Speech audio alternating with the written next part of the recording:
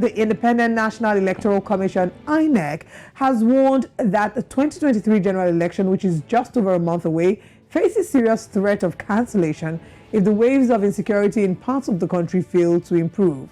The nation's electoral body also stressed that this must not be allowed to happen.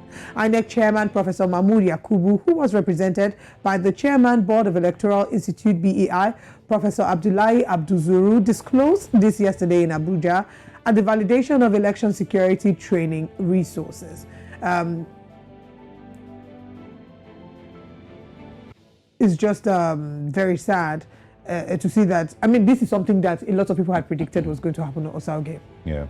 One, because the trajectory, like if you follow the story in the past here, the pockets of violence here and there, the attack on the INEC offices that have been, happening in different parts of the country, the basic insecurity, that has been, it's almost like it's been going from level to level, the train station attacks. And, there's just a major concern because when we talk about voter apathy, one of the reasons why people say they don't want to go out to vote is insecurity. Yeah.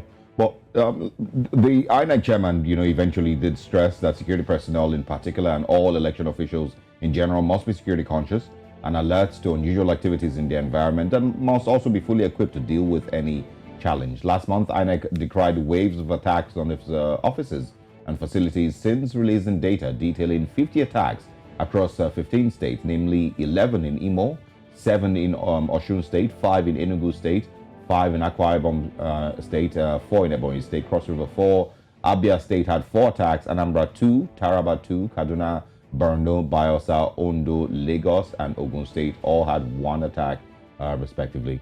But of course, I just want to remind everyone, in Nigeria's elections in 2014, the elections were postponed also from February 14th until the 28th of March. And it was also blamed on insecurity. We can argue that the insecurity levels in 2014 are very different from what they are currently. Today, they are not as bad as they were in 2014, and they were still able to hold elections, even in those very, very troubled spots. People also praise the government of the Nigerian government, the Goodluck Ebele Jonathan government, for doing its best to push the terrorists out. I remember that there were conversations about mercenaries who were invited back then in 2014 and took the fight to Boko Haram and ensured that they were able to chase them, far, into, the borders, I guess, away from the country. So the elections were able to hold in 2014.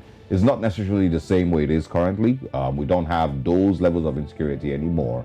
Maybe they're, they probably are, on a different level, or they have a different approach now. Yeah, they certainly have a different approach. In 2014, we didn't have attack of trains. Yeah, we did. And a lot of the things that we're seeing now. So it's different levels now. But of course, it's still left for the INEC chairman and of course Nigeria's government to understand and to, detail whether the elections can hold across every single part of the country. And Nigerians are free and safe to go out and vote, and they will decide between now and the 23rd of February. Absolutely. And we will, of course, bring all the updates here on News Central. So you should stick around. We'll definitely update you what the position is.